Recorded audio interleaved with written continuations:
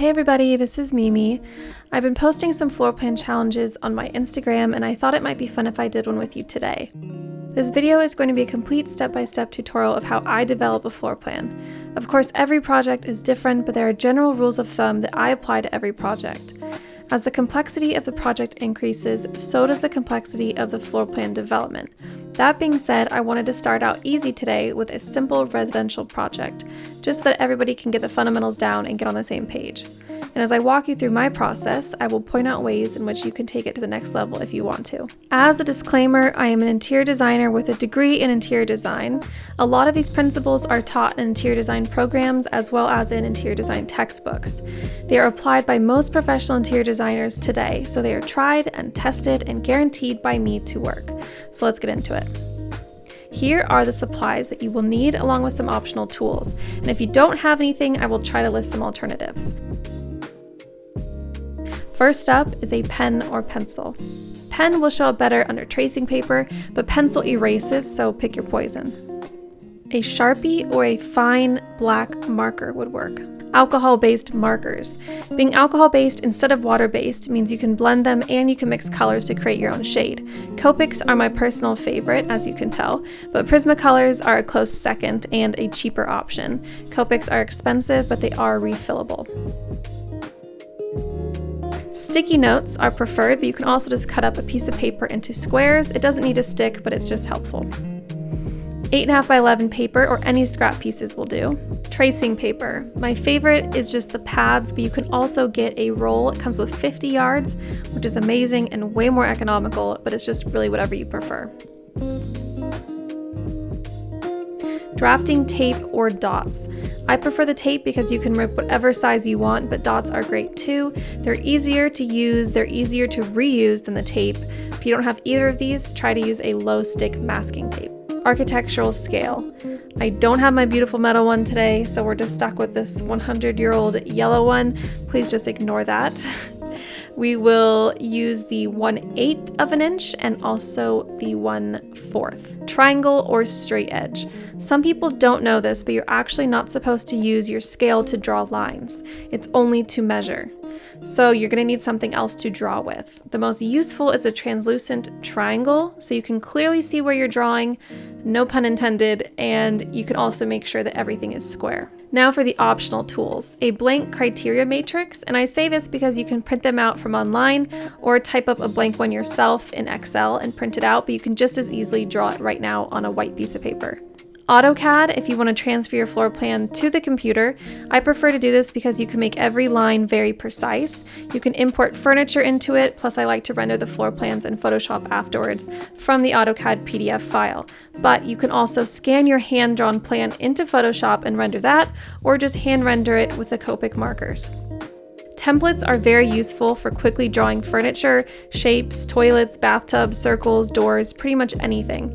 The ones I recommend are furniture, plumbing, squares, and circles. Make sure you're using the right scale, the most popular being 1/4 and 1/8. And last but not least, vellum. Vellum is basically a step up from tracing paper. It's smoother, it's thicker, better quality, and more expensive. It's usually reserved for the final floor plan versions. But you don't need to waste vellum on all of the iterations that we'll go through at the beginning. That's what the tracing paper is for. So those are the supplies, and let's get into step 1, aka the program. The program is going to be a set of info, data, observations, and criteria for any given project. Normally, the interior designer will receive part of the program from the client, and they will have to gather the rest themselves. For this example, I gave the program on my Instagram post. Our project today is for the average size single-family home in the US.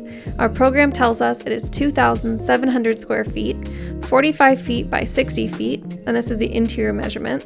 We can assume the exterior walls are 6 inches thick.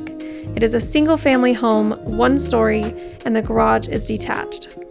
Our requirements: 1 foyer/mudroom. If you have room, then do both. If not, then combine them.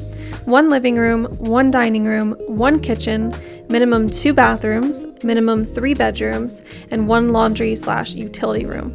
Because I am ambitious, I want to try to fit an office, a powder room, and a breakfast nook as well.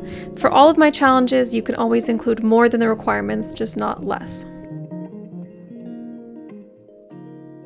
Okay, now on to the criteria matrix and adjacencies. This is just a way for us to organize our data into an easy to read table. First column is going to be project name with rooms going down the first column. Square footage needs, and I included the averages.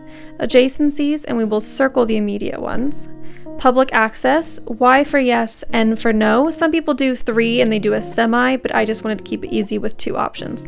Daylight/views, acoustical privacy, plumbing, and lastly, special equipment.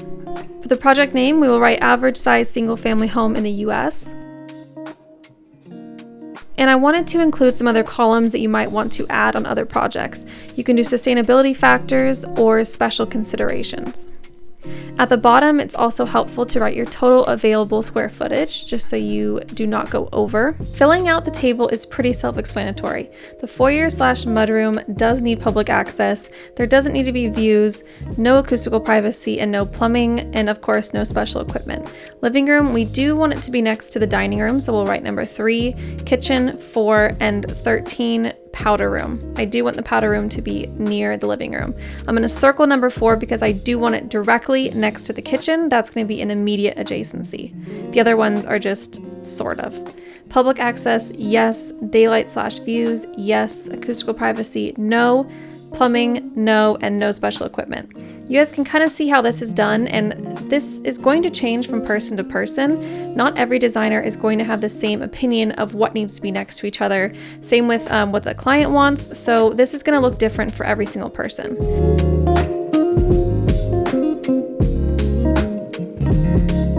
We'll have the kitchen close to the living room, the dining room, the breakfast nook, and the powder room.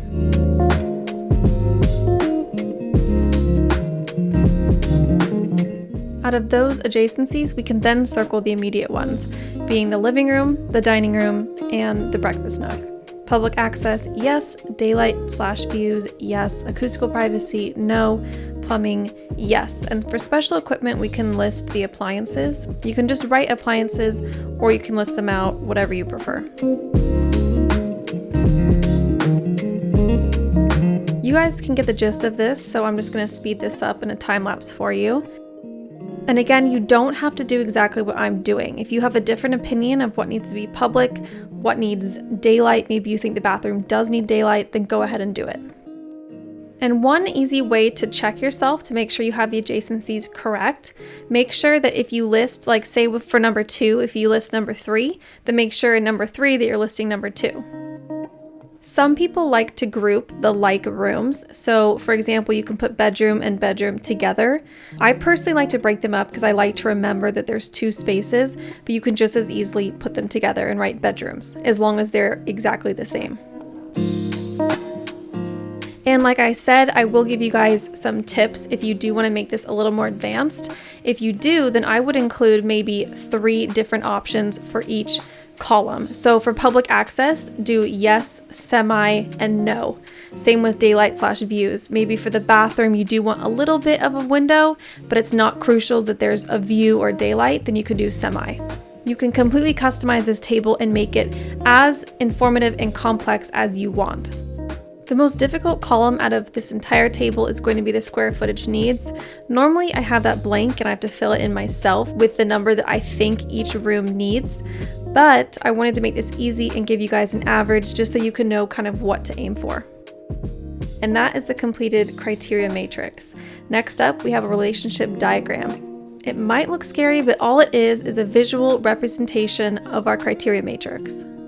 So go ahead and grab your sticky notes and a Sharpie, or if you don't have that, some cut up pieces of paper and a black marker. What we're going to do is we're going to draw a circle for every room in our project, starting with the mudroom, and that's just going to include foyer to make it easier. The 2 things we're going to look for are daylight/views and acoustical privacy. This one has neither, so we can go ahead and rip that off and stick that on our table.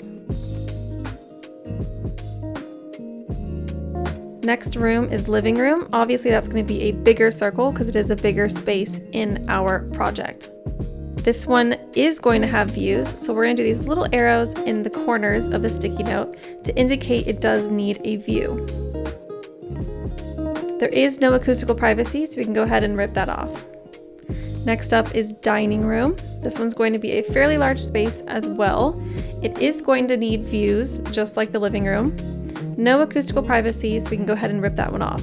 And what we're doing is we're gonna put it next to the other space that it has an adjacency to. So dining room and living room, we want them together. We're gonna stick them next to each other on the table. Kitchen is gonna be another large circle. We do want views, no acoustical privacy, and we want it next to the living room and the dining room.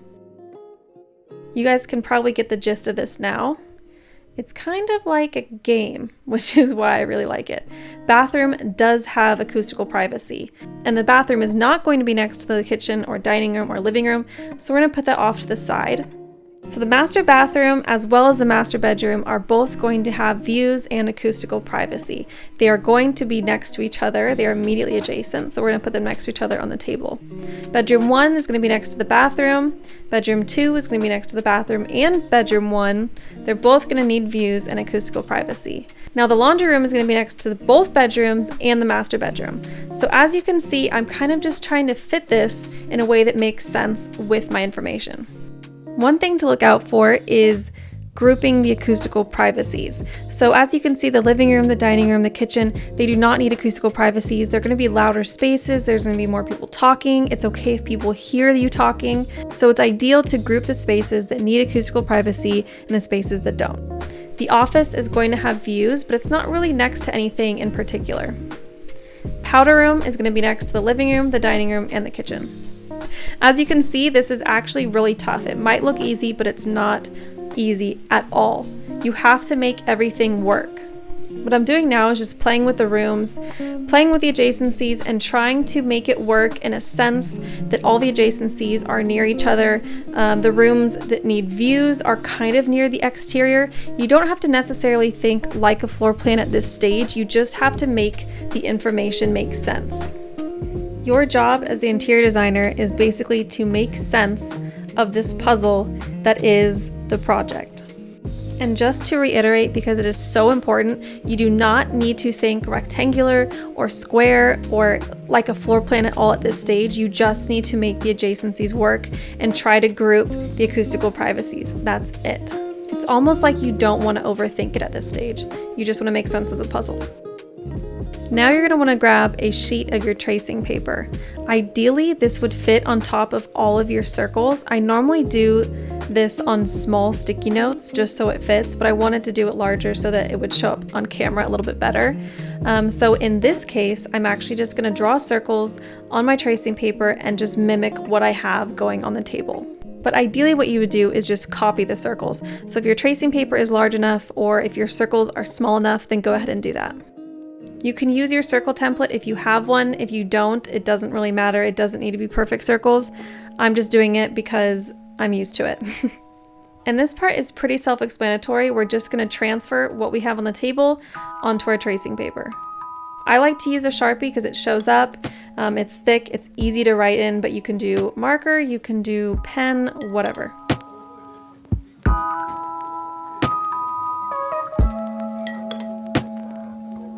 And it's not necessary, but I think it's useful to draw circles in the relative size that it is compared to the other spaces. So like my breakfast nook is going to be kind of medium sized, kitchen, living room, dining room, those are going to be large, master bedroom, other bedrooms are going to be large. It'll help you in the next stage if you get this as close to reality as possible.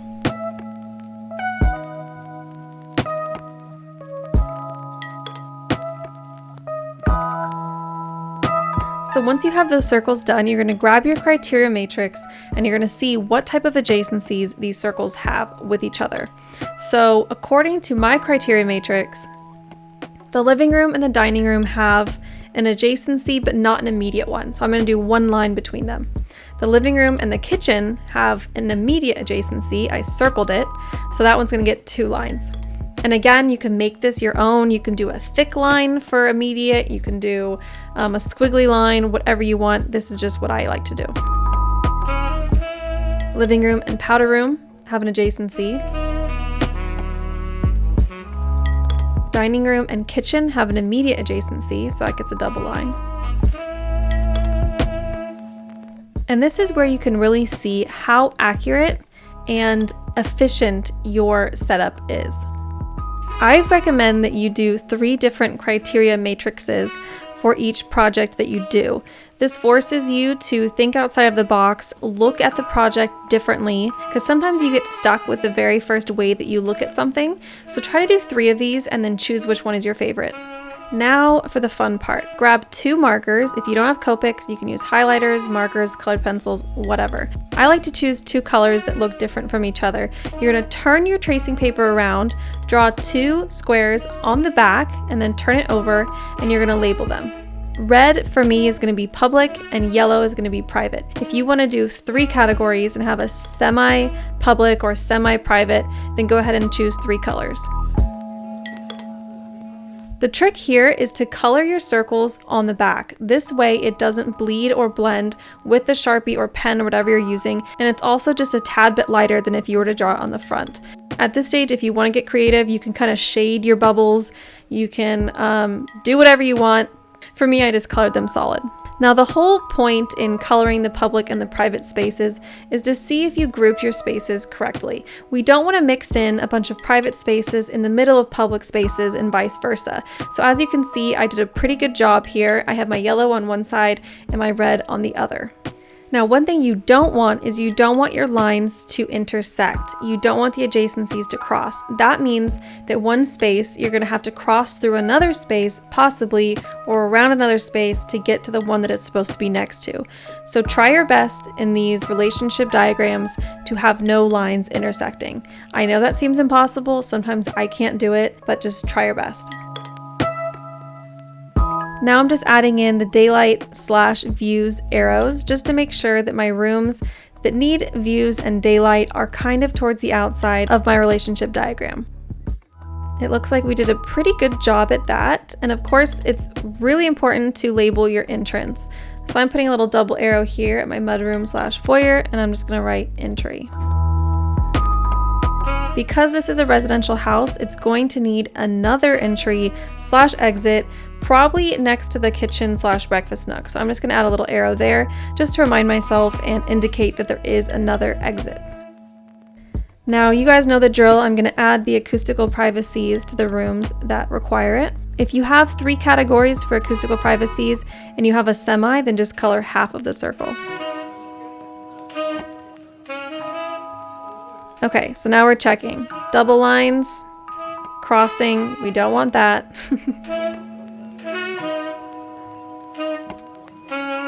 We have our squiggly rooms, which are acoustical privacies together. We have the colors grouped, which is public and private. We have views all on the outside. This looks good, and now we can go to the next step. Now that we have completed our criteria matrix and our relationship diagram, we can put that aside. Now grab some drafting tape or drafting dots, and you're going to stick the floor plan down to the table. If you don't have the floor plan printed out, you can easily draw it. Just grab your architectural scale, and our building shell is going to be 45 feet by 60 feet. Once you get that stuck down to the table, you're going to put a piece of tracing paper on top. And if you're going to be using Sharpie or anything that bleeds, I recommend putting some paper underneath all of this just so it doesn't damage the table. And like my Instagram post said, the north is where you want it, so don't worry about sunlight at this point. So now we are ready to do the bubble diagram. Step 1, grab your triangle and trace the building shell. Try to make sure every perpendicular line is exactly 90 by using the sides of your triangle. Always remember to write the scale on all of your drawings. So in our case, we're doing 1/8 of an inch equals 1 foot, 0 inches. Now using our relationship diagram, we're basically going to draw this diagram as bubbles inside of our building shell. At this point, you don't really need to be concerned with circulation space and the exact size of the rooms. You just want to make the bubbles fit.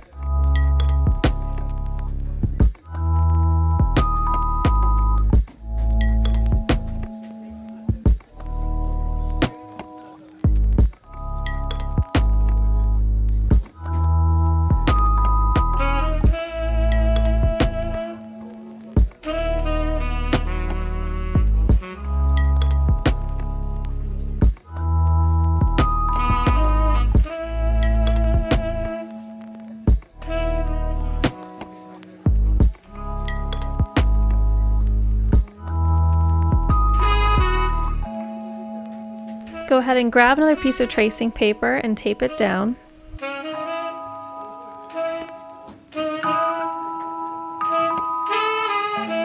And now we're ready to do the block diagram. Just like with the bubble diagram, we're going to trace the shell with our triangle, trying to keep all of our lines square. The aim of a block diagram is to square off your bubbles and try to make it a little more realistic, a little more like real rooms. So what I'm doing here is I'm just kind of squaring off the shapes and just defining them a little bit better. At this point, you can also start to determine your circulation space by developing some hallways and spaces to move around. You'll see as we go through this process that with every single step, it's going to look more and more like an actual floor plan.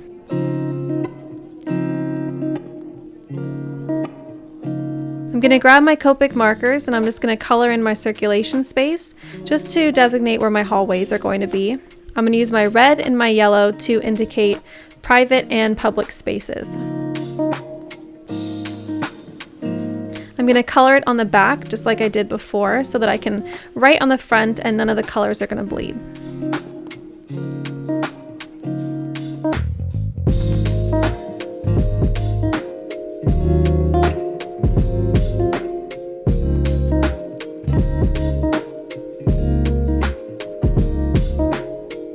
Once I've done that, I'm going to label my rooms once again.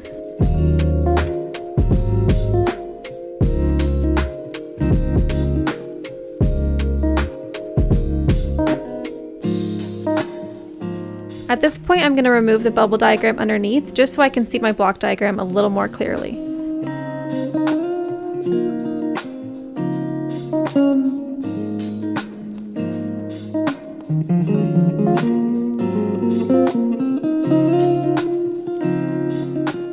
Once we've finished the block diagram, it's time to figure out proper room sizes. And that is an entire topic in itself. It's way too complex and complicated for me to completely explain to you in this video, so I might have to do a separate one. But for the time being, I'm just going to show you two quick ways to go about it. Because we're doing a really simple residential plan, it's actually pretty simple because we know what size spaces we need. We live in a house, we live in a home, and we know what size the bathrooms are supposed to be. We know what size a good dining room feels like, so you can go off of your intuition and experience for this. But on top of intuition, what you can do is you can draw out all of the furniture that's going to be in each space. Once you've done that, you can calculate the total square footage that the furniture takes up, and you can add some circulation space on top of that. And once you add that furniture area plus the circulation space, you can get a good estimation of the room size. Once you've calculated what size furniture you need in each space, you can actually cut that out into individual rooms and configure that into your floor plan and try to work it kind of like a puzzle piece to make them fit. I find that to be a little limiting because you might not have a perfectly square room or a perfectly rectangle room. So what I like to do is I like to get in my head an idea of what each space needs. So for example, the dining room, I want to be able to fit an 8-person table. So for me, I'm going to draw that out here using my furniture template at 1/8 of an inch, and I'm going to calculate about how much space that table is going to take up.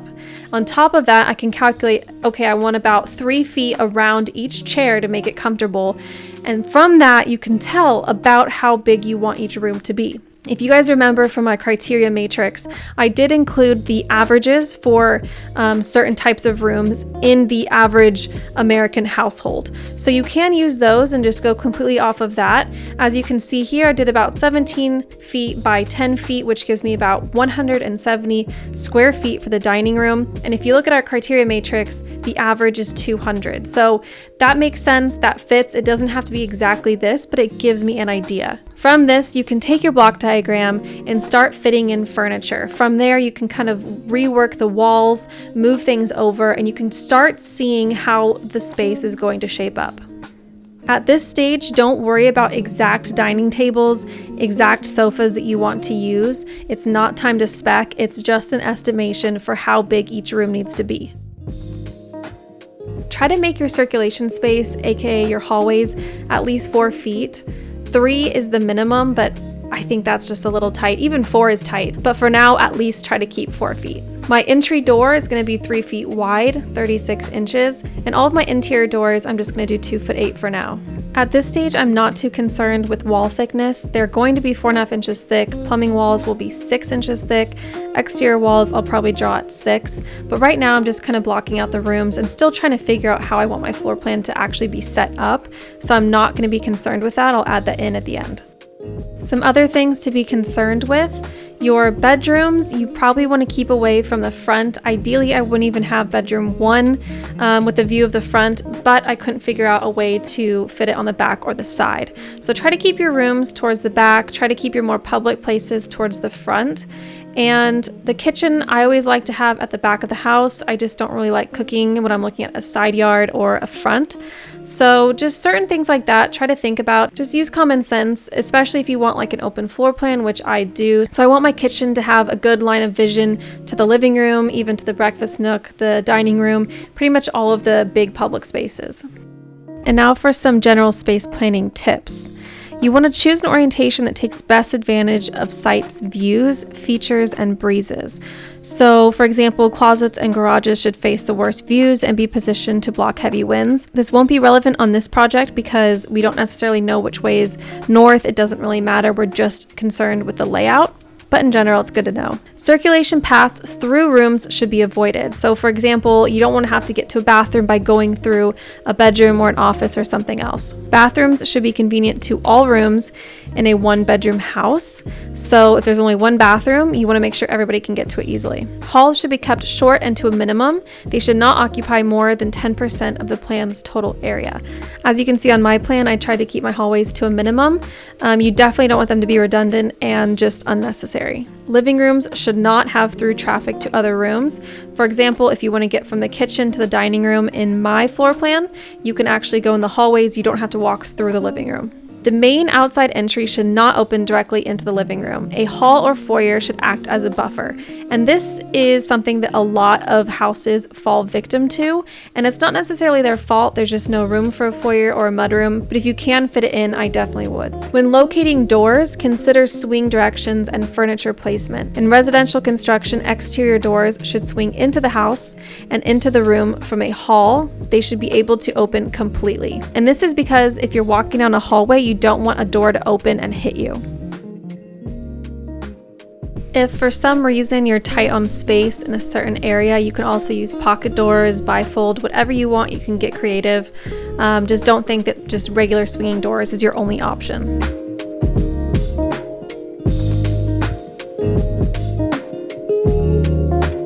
Be careful with toilets. From the center of the toilet, there should be 18 inches to the wall.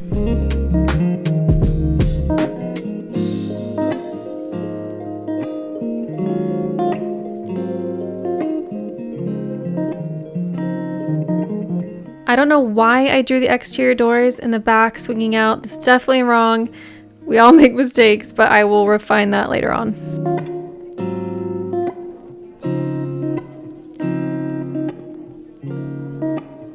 Now for windows, I think this is a really good stage to start figuring out where you're going to have your windows. A lot of times the same size windows are going to be used throughout the same project. And that's to avoid just doing a bunch of random size windows. It keeps consistency, it makes the build easier, and it's also cheaper. So I just chose 2, 4, and 6 foot windows. I'm going around the entire house and I'm figuring out where I want those windows to be. I want them centered on the important things like the kitchen sink, maybe the beds. So some things to keep in mind here, you don't want the bathrooms to have too big of windows. You want to keep privacy in mind. Also think about what you want it centered on. So if you want a window to be perfectly centered on the dining table, pay attention to where the table will go. Also with beds and kitchen sinks, things like that.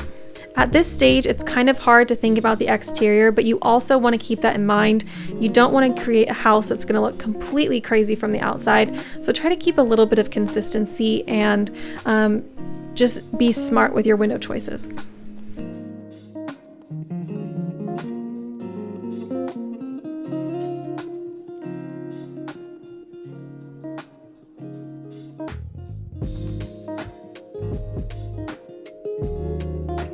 So as you can see here, I'm just kind of Doing some notes to myself, I'm showing where the plumbing walls are going to be, and that's just because I want to remember to make those walls thicker than the rest. Plumbing walls are about 6 inches thick. If you can, you want to put plumbing walls together. So just keep that in mind. It's just going to help save space in the house and make the plumbing easier. You can see that I could have lined my powder room plumbing wall up with the bathroom wall behind it, but I'm just torn because in general, you don't want a toilet to be in complete view right when you open the door. So I'm just torn between that and doubling up the plumbing walls. You kind of have to choose, but I decided in the end it was more important for me to have the powder room wall laid out the way that I wanted to. I've squiggled out the walls that I want to keep open. I want my living room, dining room, breakfast nook, and kitchen to all be open. The lines were there primarily just to keep my spaces separated, but as you can see in my next iteration on top of this, there's not going to be walls there. Kitchens can be tricky if you're not familiar with kitchen design. That can be a little hard. So for now, just try to get your main appliances on there, your hood with range or cooktop and oven, a refrigerator, a sink, dishwasher, microwave, and always try to fit a pantry, a full height pantry. In the kitchen, to be safe, I would do 48 inches of circulation between the island and the cabinets. In the kitchen, you can have your lowers at 25 1/4 with countertop, and your uppers will be 14 or 13 inches deep. One little trick that I like to do is I like to make note for myself what things I want to be on center. So this just helps because on AutoCAD I can make absolutely sure that they are directly on center, and it's just something that you don't want to forget about because it's something that would look so awkward in real life if it wasn't centered. So for example, I want my dining table to be centered on the window in the dining room. I want my kitchen sink to be centered on the window. I want my island to be centered on the range. I want my master bedroom and my other bedrooms to be centered on their dressers and also their windows. It's little things like that that make a huge difference and you really need to pay attention to.